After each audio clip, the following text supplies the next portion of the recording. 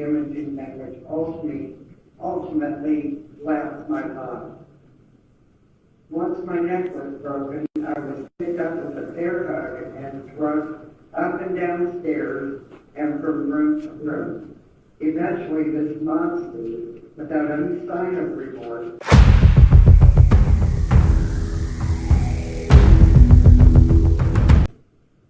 Cheryl? Okay, I can hear you. Can you hear me? I can. Now I can. Now you can. Okay.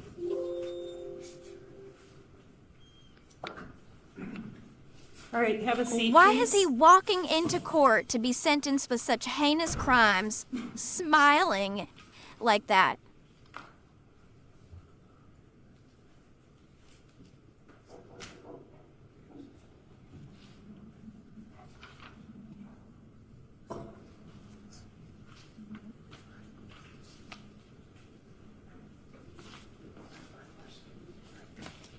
Give me one. I gotta.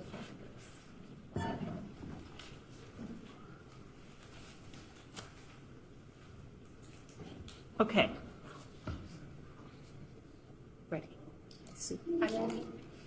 All right.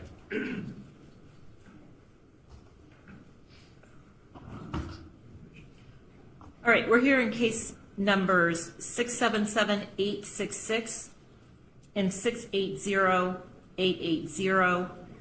Those are two cases in which I'm going to be doing sentencing on. State of Ohio versus Delontay Edmund Geiger. He is present in court today with his attorney, Mr. Brian Radigan, and Kevin Bringman is here on behalf of the state of Ohio. The record should reflect that on April 12th, 2023, Mr. Edmund Geiger pled guilty in case number 677-866 to receiving stolen property, motor vehicle, count 1, a felony of the 4th degree. Before I had the opportunity to sentence him in that matter, he picked up 680-880, and he pled guilty in that case on October 30th, 2023, to count 2 as amended felonious assault with deletion of all firearm specifications.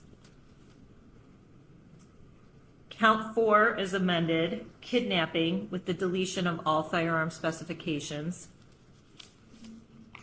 Count 5, tampering with evidence, is amended, with the deletion of the firearm specifications.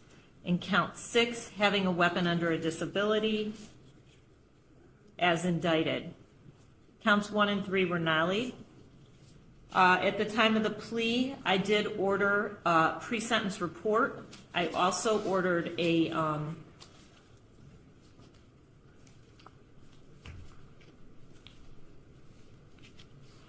mitigation evaluation.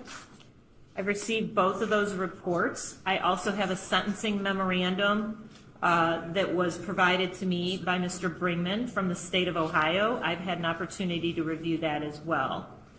I also have in front of me a status report for probation case number 677-866. That was and 650-393. Those were for low-level felonies, felony of the 4th degree, forging identification cards, a felony of the 5th degree, and attempted grand theft, felony of the 5th degree. So I'm going to address the probation violations as I address the sentencing in the 2 new cases. Mr. Radigan, have you been provided with a copy of the status report? Yes, Your Honor. All right. Did you read it? I did. All right. Do you want to waive the presence of the probation officer? Yes. All right. So we'll go forward on that as we go forward on the other 2. All right. Have both of you received a copy of the pre-sentence report as well as the mitigation evaluation? Mr. Bringman, on behalf of the state of Ohio, did you receive it? Did you find it to be accurate to the best of your knowledge? Yes, Your Honor. All right. Same question to you, Mr. Yes, Radigan. thank you. Okay. I also noticed that we do have the victim present in case number 680-880. She is appearing remotely via Zoom, which is fine. is it on the TV screen in front of them? It is. Okay, so, the defendant, Mr. Delontay Edmund Geiger, has the ability to see that screen in front of him.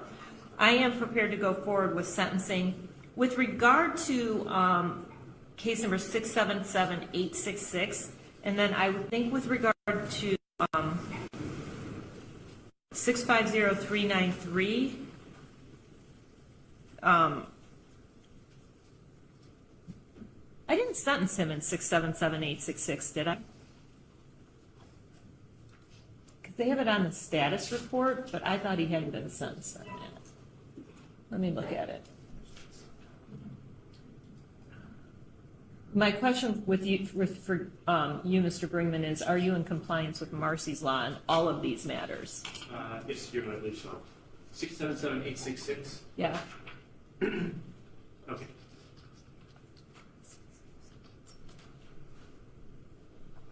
So the status report for probation puts 677-866, but I have on my pre-sentence investigation 677-866. Your Honor, I believe that he was sentenced in that case on April 28th. He was ordered for a post-sentence for the 677-866 case. Okay. So that was included in the pre-sentence investigation as well, because the probation was unable to complete the post-sentence. Okay, I understand what happened. All right, so he actually pled guilty and was sentenced in that case on 4/26/23. I get what you're saying. I ordered a post-sentence report, but because he picked up the new case before they completed the post-sentence report, they completed it with the pre-sentence report.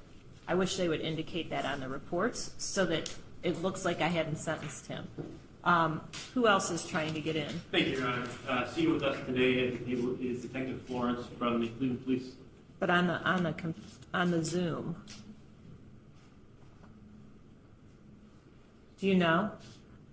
I believe that Ms. Cyrus's sister is also wanting to appear. She lives out of state. Okay. Hold on, ma'am. I'm trying to do this. Oh, come on.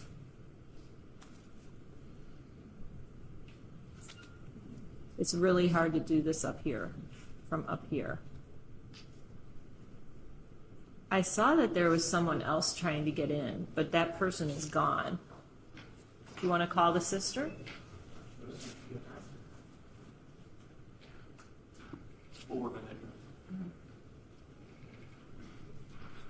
Can you still hear me, ma'am? Yes, You can hear me? I can barely. Yeah, let me move my microphone.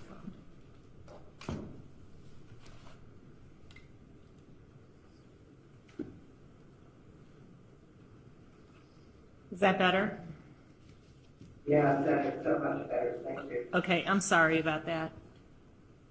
That's okay. Was your sister trying to be part of the hearing? She was trying to do that, her internet is messing up at the moment. So, Okay. All right, well, if I look up and I see her trying to get in again, I'll let her in. Are you okay? Are you okay going forward without her? I know. Okay, I'm ready. Okay. All right, we're moving on. All right. Mr. Brinkman, on behalf of the state of Ohio. Thank you, Your Honor. Your Honor, at this point, I take it that you, as you stated, you had a chance to review the pre-sentence report as well as the state of Ohio sentencing memorandum. Briefly, though, I believe it is necessary to highlight to the court our concerns about this defendant's actions in the early days of May of this year. When you think about this case, the harm caused, the words that come to mind, I think, are cruel, barbaric, and disturbing, to say the least. On May 2nd of this year, Cleveland Police responded. Are you sure it wasn't April 2nd? May 2nd. All right, so the PSI is wrong with regard to the date. Let's There's just, a typo in one of the police reports. okay, so they have it as Wednesday, April 3rd and Tuesday, April 2nd. Okay, So at around 3 o'clock in the afternoon, First District officers received kind of a call to respond that a individual in the area had reported that she believed that there was an individual a woman being tied up in the basement of the defendant's home. Officers responded just after 3 o'clock that evening. They made contact with Mr. Edmund Geiger. Mr. Geiger refused to have them access the house. They were eventually able to give a consent to search his basement. They did a thorough search of his basement. They found, I believe, an air mattress, but nothing else. So with nothing else to go on, they left the house. They continued, though, to search for, kind of obtain any information based upon this initial call that came in.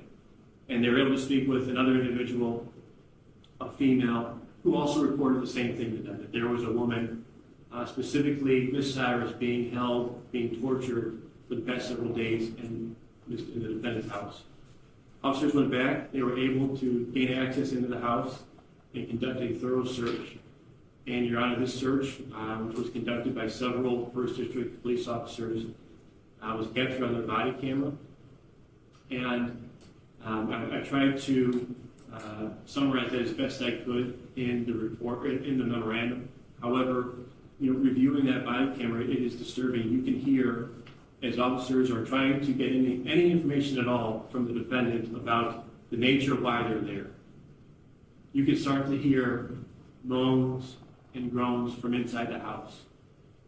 And the officers begin to circle the house and call back to these sounds. And they are eventually, thanks in no part to this defendant, able to zero in on the front porch of the house. They're circling outside. They eventually make their way inside. When seated, or when in that covered porch are a couple of plastic tool crates. They're maybe about 2 feet by 4 feet, 18, 20 inches deep, I'd say. And on top of them is a heavy tool bag. They remove everything from on top, and they open it up, and they find Miss Cyrus folded up inside the crate. She's barely able to talk. Officers, to their credit, immediately called EMS. They did not want to. Her first words were, "I'm paralyzed, I'm paralyzed." EMS was called, and they were able to remove her from that crate. And, Your Honor, I think if I may approach. you may. From body camera as well as crime scene detectives who also immediately responded, they were able to document her location and condition at the time. And I would just show that to the court. These are the label states A and B. All right, thank you.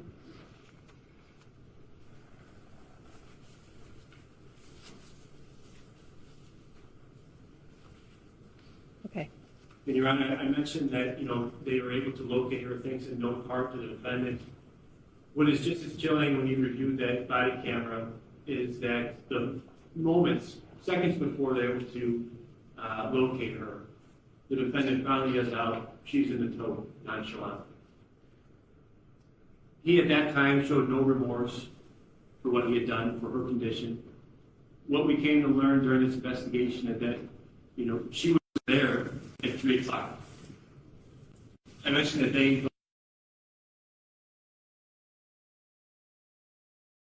get more information, they come back. I believe they come back around midnight, just after midnight. So that leads you to believe that either she was kept in that box, that 8 hours, between 3 and 12, or he had removed her and put her back in there. And I don't know which one is more disturbing or cruel. Your Honor, the harm caused, I believe that Ms. Cyrus can speak to how his actions, how those few days have impacted her. Suffice it to say, she has undergone severe mental and physical suffering and harm. We were set for trial a few weeks ago. She would not have been able to be here without the assistance of medical transport. She is, at this point, 7 months later, still in a long-term facility. She was transferred to Metro Hospital, where she was treated for severe injuries. And speaking with the detective yesterday, I learned that, and I believe Ms. Cyrus can speak to this, that I think this past week or recently was the first time she was able to stand up. And that was with the assistant. So I'll let her speak to that more, but that's something that I was just made aware of. Your Honor, as outlined in our state's sentencing memorandum, we believe that these are on their face some of the most serious and worst forms of these offenses. We see these charges routinely, specifically kidnapping, but rarely do we see the type of torture and treatment and cruelty that Ms. Cyrus endured. And we believe that acts, the way these offenses were carried out, warrant maximum consecutive sentences.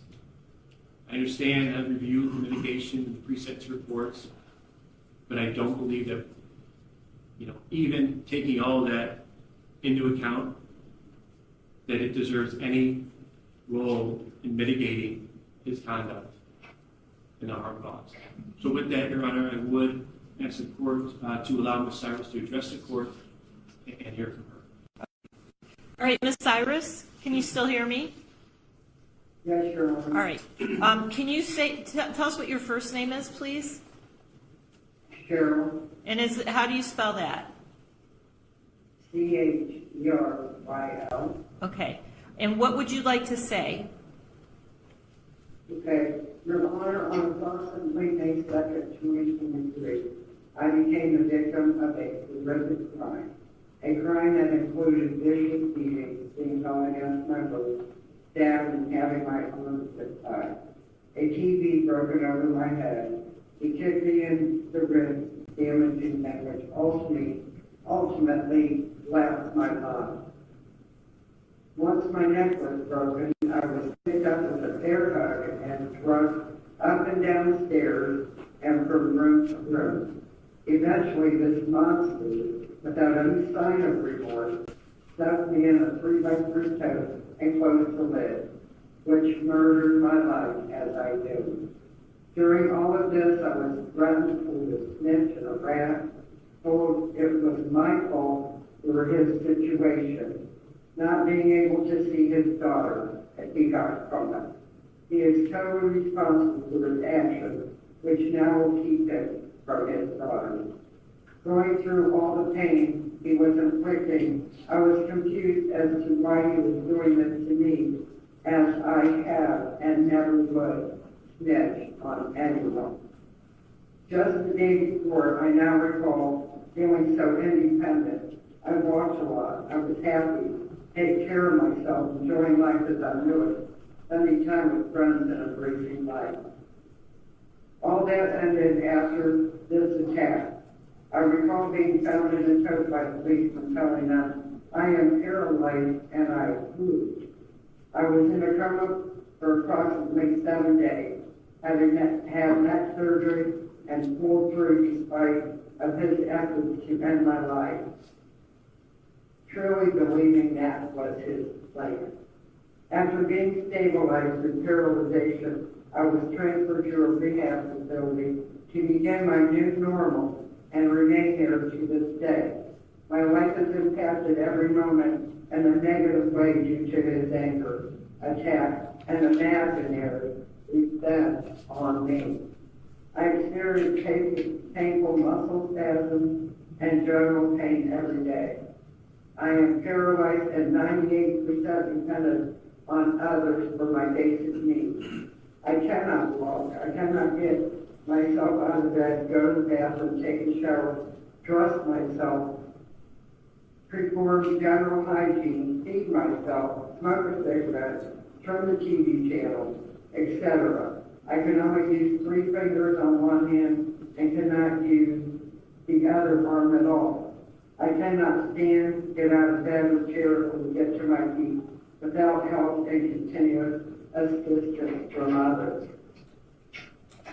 final thing most humans can do without even thinking about it.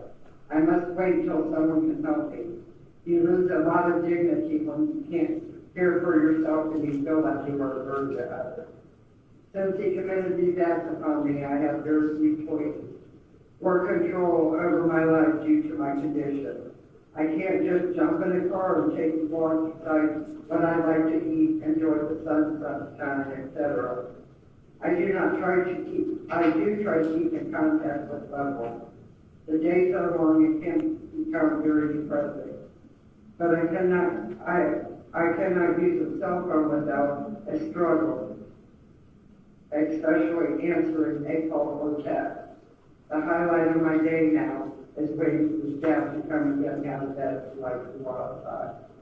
Emotionally, I strive to stay positive and fight through the pain and hopes of regaining some movement and independence.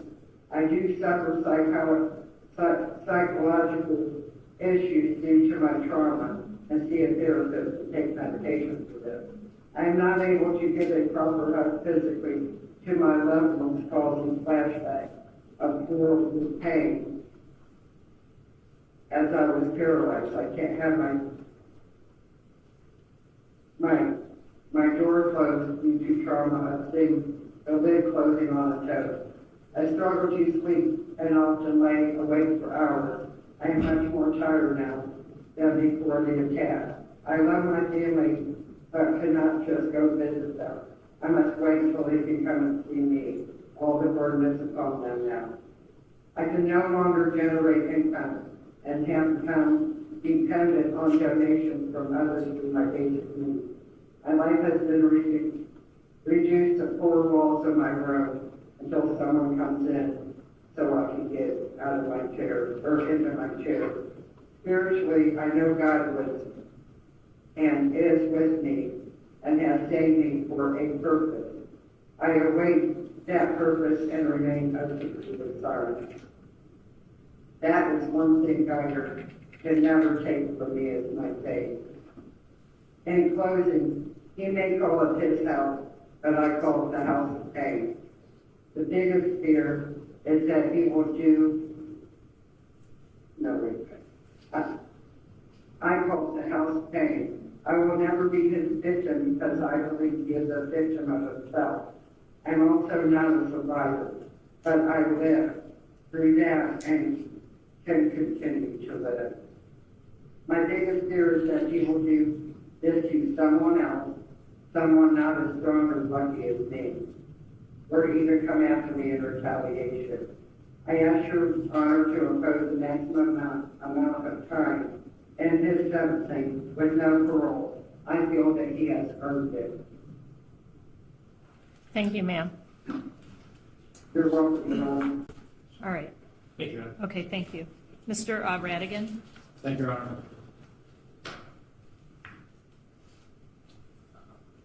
Obviously, Your Honor, I'm not, anything I say here is not trying to be set to diminish what happened to this woman.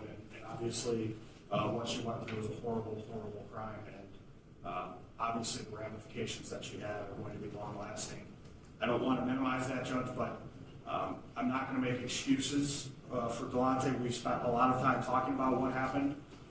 Judge, he admitted to it when he was brought in. I know he gave a statement in his pre-sentence investigative report, so I'm not going to talk specifically about what was said there or why it was said and the other things that he indicated. But I do think, Judge, it's important, and I know the prosecutor indicated that mitigation isn't important here, but I do think it is. We can't explain or take away the horrific things that happened, but I think it's important, Judge, for us to realize and understand how we got to this point. Delontay, as he sits here, is a damaged human being, and it's because of the way that he was brought up and the things that happened to him. Again, that doesn't make it better for what this poor woman has went through, but it explains how we got here. And I think that is important. Judge, Delontay was born in January of 1992, and the first time that Child and Family Services were involved in his life was 6 months later, in June of 1992.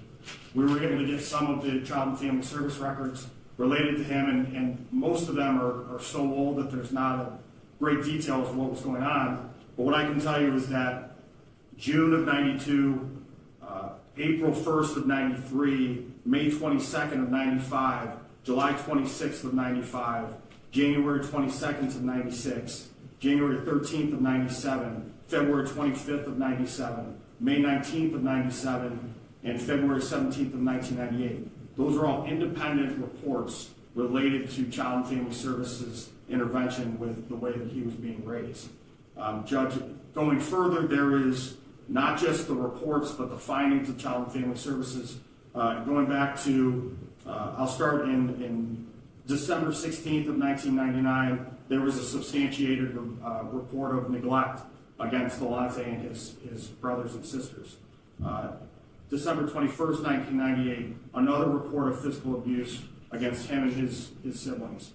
February 2nd of 1998, neglect again substantiated by Child and Family Services. May 18th of 1997, neglect substantiated by Child and Family Services. January 13th of 1997, neglect substantiated again by Child and Family Services. May 22nd of 1995, physical abuse indicated. July 6th of 1995, physical abuse indicated. May 18th of 1997, neglect, and that was in Pandora, Ohio, where he was in foster care. Another neglect substantiated by Child and Family Services. And then again, in January 28th of 1997, neglect that was substantiated again by Child and Family Services. Judge, this is kind of the path to how we got here. And unfortunately for him, when he was taken out of the family and received permanent custody from the county, it didn't get any better. He went to foster care. He was placed for the first time with another family with the county when he was 4 years old. He had 4 placements with regular beatings, abuse. There's reports that he was beat with weight belts, forced to drink alcohol before he was 10 years old. He was given drugs by certain members of foster families that he was with so that they could say that he had disabilities and they would receive more income from the county. This is the reality, Judge. This isn't made up. This is documented. Him and his brothers went through this together. They were split up at one point. Then they ended up in a county down in southern Ohio where the abuse continued. I not only have some of the records, Judge, but we were able to talk to some family members that tried to intervene and tried to get him out of the system and weren't able to do it. It was a tragic childhood for this guy. It really was, and I think it played a big role in what happened here. You can't go through that and come out undamaged without help, and I think that's what happened. Outside of that, Judge, he had an IEP when he was in school, did have some other issues that happened with that. To make matters worse, Judge, when I talked to his family members, and again, I'm not trying to minimize what happened, Judge, but there's a story behind it. There's a story behind how somebody can do what he did. And it is significant, and it does make a difference. After all that, he had his own business. He was running a car wash, and family members of the mother of his children came and robbed him at the car wash, stabbed him many times, shot him. He almost died, almost bled out. Somebody came, and that was in July of 2020. Judge, that left him in speaking with family members, some that are in the back of the courtroom here that don't want to be named, but that are here for him and have provided me with some information about Delontay's childhood and what happened, said that changed him. It was, after that attack, he became a different human being. He became somebody that was capable of what Mr. Brinkman has talked about here. Prior to that, Judge, you can see his history is nothing like this. This wasn't somebody that was doing these things before this happened. There is a criminal history, Judge, but nothing like this. After that attack, he was diagnosed with PTSD, anxiety, depression, social distancing, nightmares, and flashbacks. Not only have family members said that, but there's some medical records related to that him indicating that this has changed him. This changed the way that he saw things and the way he did. This diagnosis of PTSD is not something made up, Judge. It's diagnosed.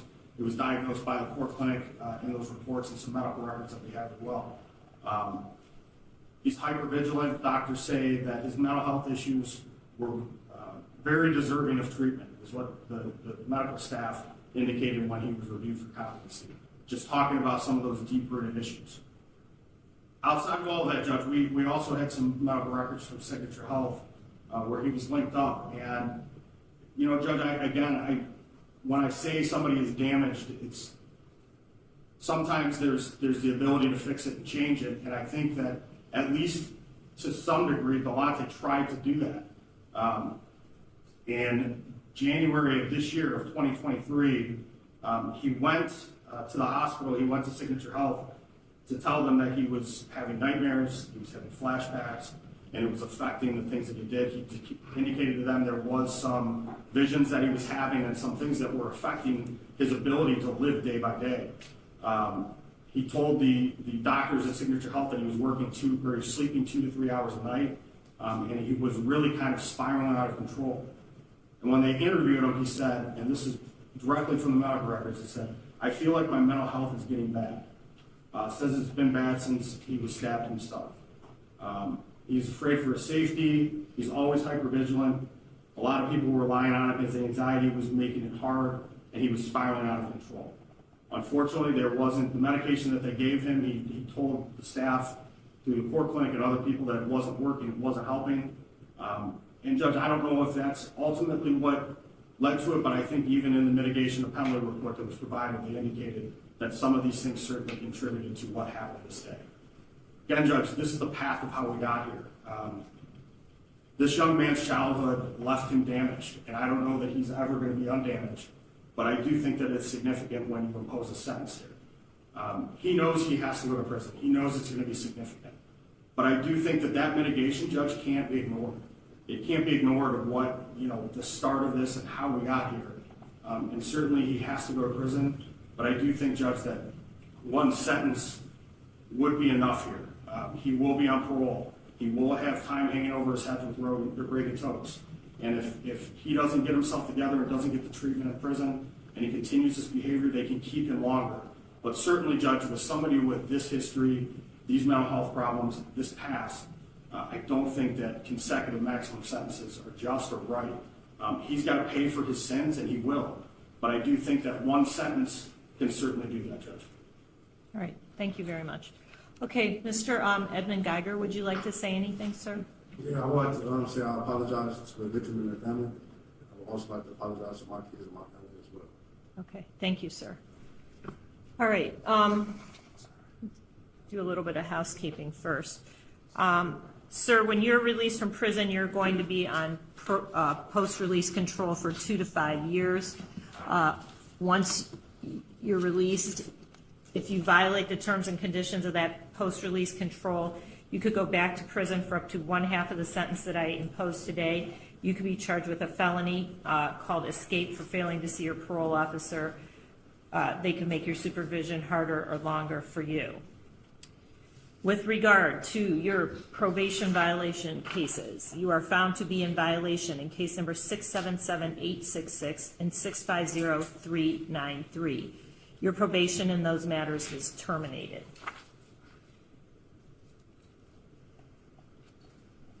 With regard to your credit for time served,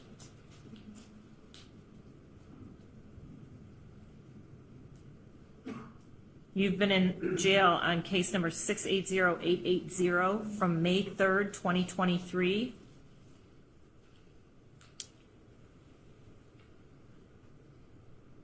to today's date, 11/30/23. You'll receive credit for those days that you served in jail. Sir, you are going to receive a sentence from Reagan Toke's sentence. We talked about that at your plea on count 4.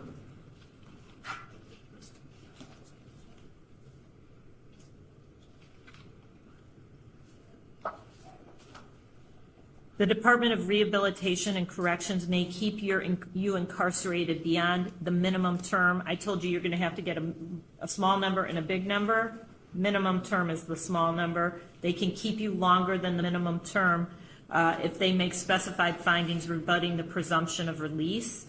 The Department of Rehabilitation and Corrections will have to hold a hearing pursuant to 2967.271 and find that one or more of the following 3 conditions apply. 1, regardless of your security level, if you violated institutional rules that compromise prison security, Did you want to say something else? No, we're Okay.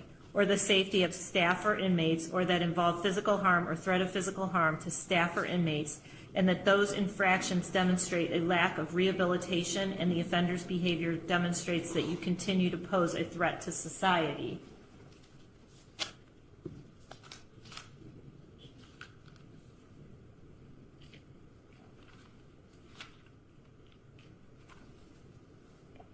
Two, you were placed in extended restrictive housing, that's the whole, at any time during the year preceding the hearing. And three, if you're classified at a security level of 3 or higher. If the release presumption is rebutted, meaning they think you violated some of the rules I just went over, the DRC, Department of Rehabilitation and Corrections, may maintain your incarceration for a reasonable period as specified by the Department of Rehabilitation and Corrections, but it cannot exceed the larger number.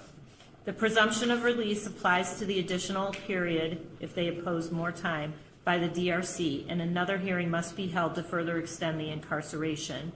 You, however, must be released at the expiration of the maximum term and then will be subject to PRC, which we've already gone over. Your fines, fees, and costs will be waived.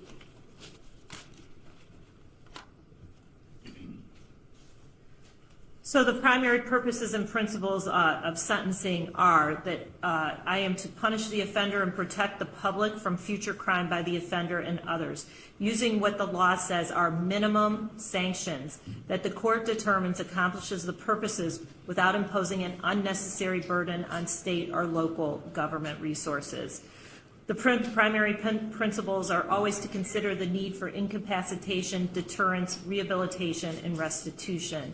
And the sentence should be commensurate with and not demeaning to the seriousness of the offender's conduct and its impact on the victim and consistent with sentences for similar crimes by similar offenders.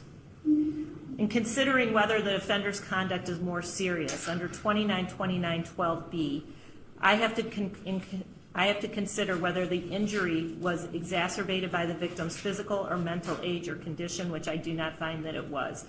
I do find that the victim suffered serious physical, psychological, and economic harm in this matter.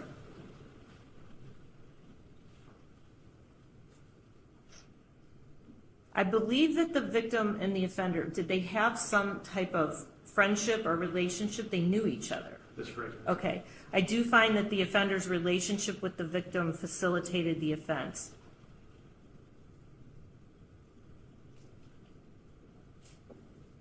I do not find any of the other considerations apply. In determining whether Mr. Edmund Geiger's conduct is less serious, I do not find that the victim induced or facilitated the offense. I do not find that the offender acted under a strong provocation. I do not find that the offender did not cause or expect to cause physical harm to the persons, meaning the victim.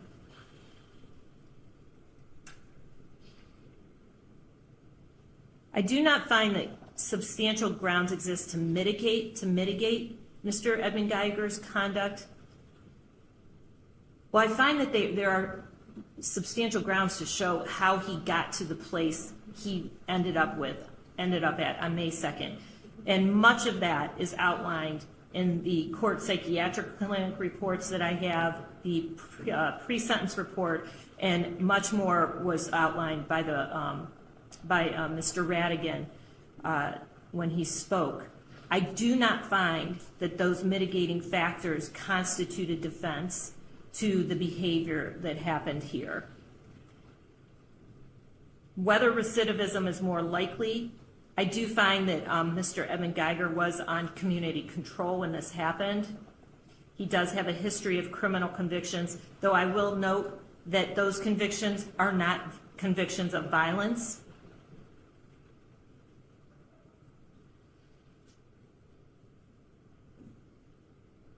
Whether recidivism is less likely,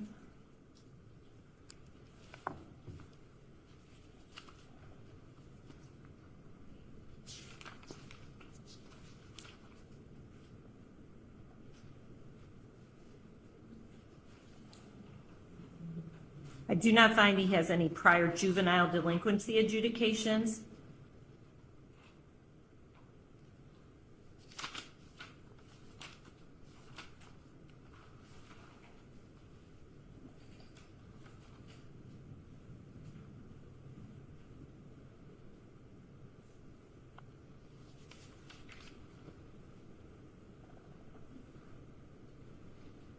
He has one prior felony before these felonies in 2012. Everything else was misdemeanors. There could be an argument that he has not led a law-abiding life for a significant number of years. Whether the offense was committed under circumstances unlikely to reoccur, that is an unknown factor to the court. I do not know the answer to that. With regard to consecutive sentences, the presumption is that concurrent terms will be imposed with the discretion to impose consecutive sentences if necessary to protect the public or punish the offender, and not disproportionate, and the court has to make findings in order to do that. I am going to impose a consecutive sentence. The law wants the court to take into consideration similar crimes, similar offenses.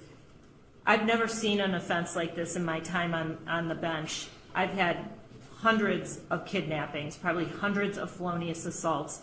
Never have I seen anything to this magnitude. In fact, most of the kidnappings, I think, are just an extra charge that don't make much sense in the context of the cases that I've seen. This, in fact,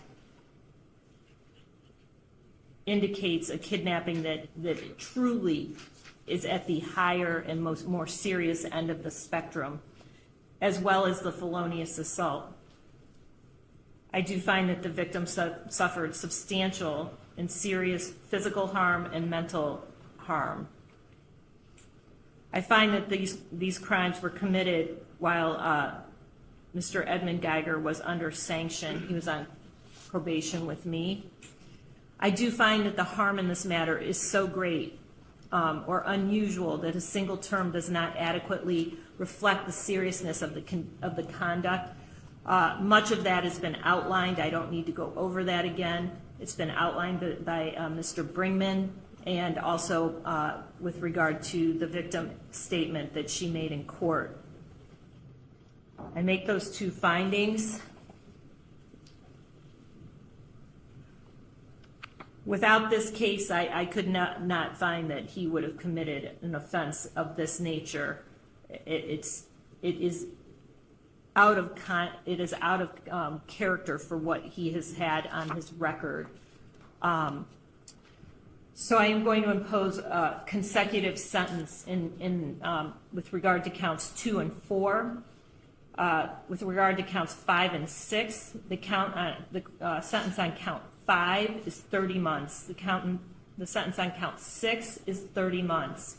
Counts 5 and 6 will run concurrent to each other, and the sentences that were imposed in counts 5 and 6 will run concurrent to the sentences that are going to be imposed in counts 2 and 4.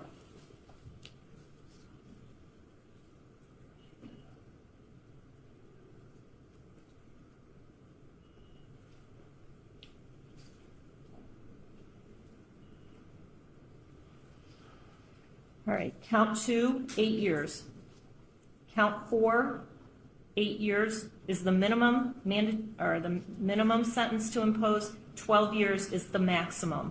Those counts are going to run consecutive. You have 16 years to 20 years to serve. He's ordered remanded and transported.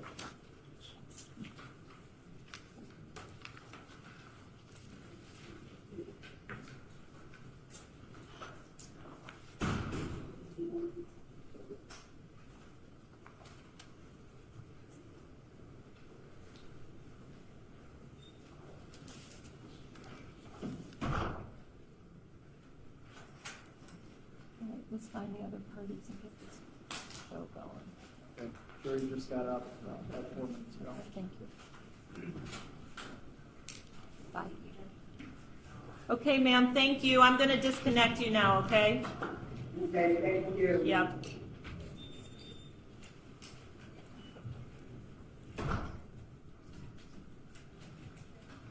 I'm going to break down the sentencing as far as what the actual charges show. So it looks like count 1 was attempted murder. On or about May 2nd, 2023, the jurors of the grand jury state of Ohio concluded that he did attempt to purposely cause the death of Cheryl Cyrus. There was several firearms classifications that were added to this count. According to the plea, count 1 was dropped. Count 2, he did knowingly cause serious physical harm to Cheryl Cyrus.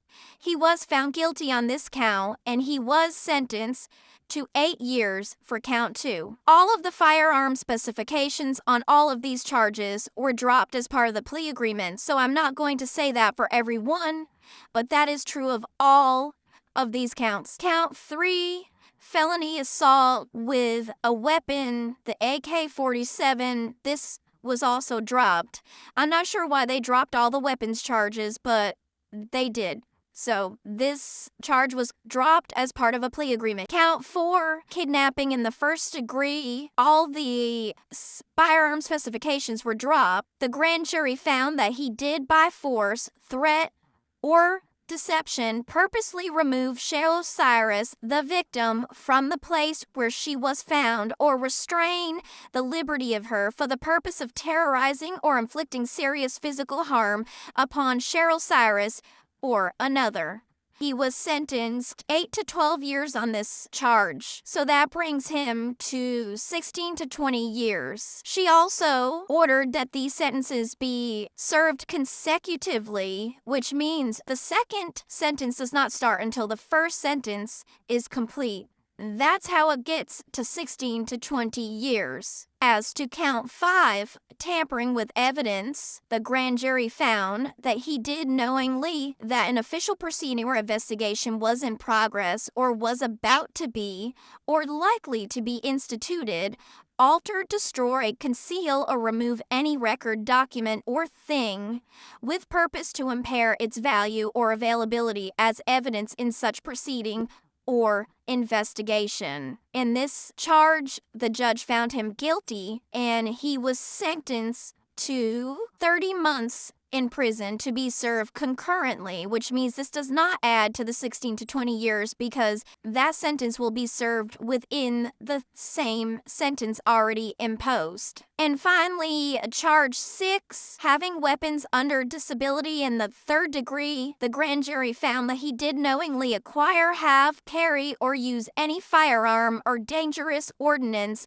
and he was under indictment for or has been convicted of any felony offense of violence, to wit, this said Delontay Edmund Geiger, Sr., on or about January 8, 2013, in the Allen County Court of Common Pleas, Allen County, Ohio, case number CR 2012-0306, having been convicted for or convicted of a crime of robbery in violation of Revised Code Section 2911.02 of the state of Ohio. For this charge, the judge found him guilty and sentenced him to 30 months to be served concurrently with the other charges and convictions. So this does not add any additional time to his sentence, and this gives him a total of 16 to 20 years total for the crimes he inflicted on this innocent woman. After everything we saw and everything that she endured, I don't believe for a second that his apology was sincere.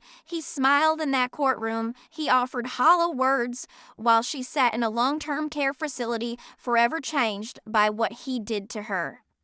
And while I wish she had received a life sentence, I do acknowledge that the judge imposed consecutive sentences for the most egregious charges, ensuring that he won't walk free anytime soon.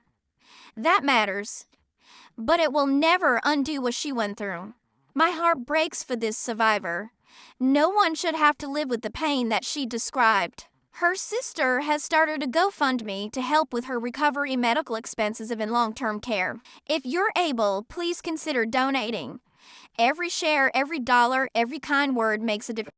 The link is in the description and in the pinned comment below. This is what justice looks like in the real world. It's not perfect, but we keep fighting to make it better for her and for all survivors. He was already on probation.